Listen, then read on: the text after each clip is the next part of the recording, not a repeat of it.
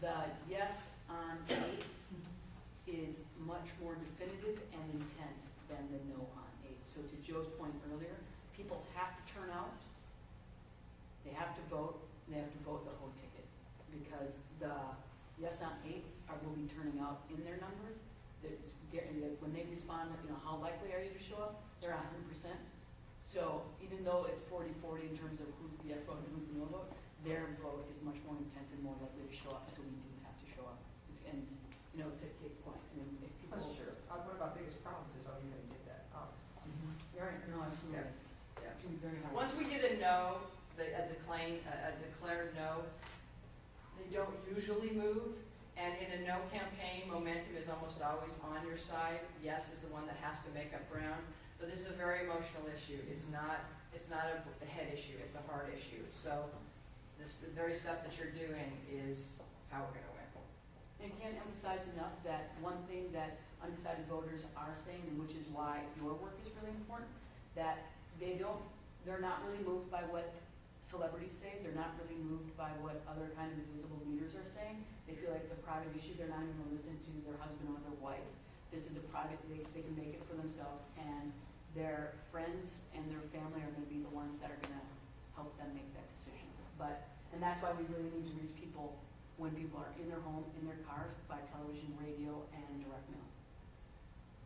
That being said, I think on a macro level, if you're going after fundraising or sort of firm action within your firms or endorsements, use the peer pressure.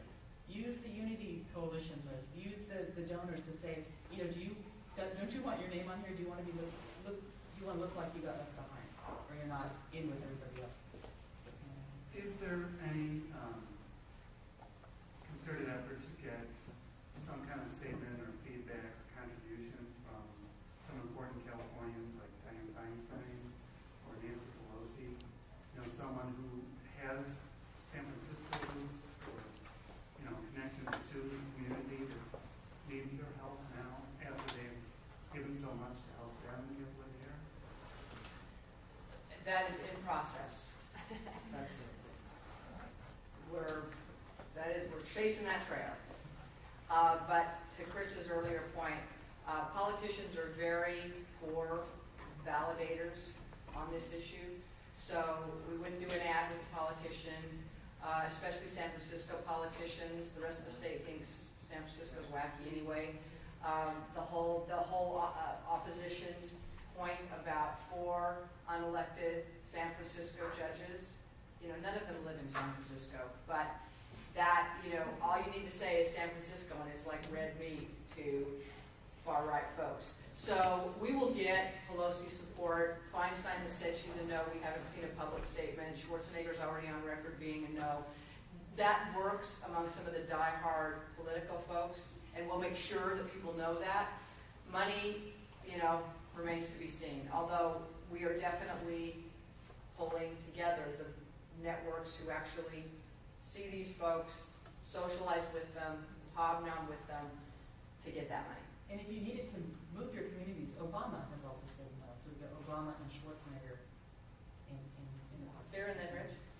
I'm just wondering about celebrities and the celebrity impact in any sort of commercial or anything like that. And it's something you guys think is not a good idea or is it? We tested celebrities speaking in any of the ads or speaking on our behalf. They did not do well. Ellen did the best of anyone, oddly enough. And we're trying to get to Ellen, not so much for an ad because I actually don't think that's probably the best use of her.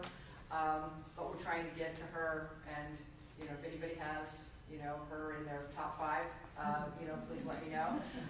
Because so far she really hasn't responded the way we would hope. And it's that whole thing with the Hollywood crowd. I will just say, it's all hat and no cattle. So we're hoping that we can get these folks to, come in and help us out and write a big check. But it's, hell will freeze over if that's what you're waiting to count on. We'll get some.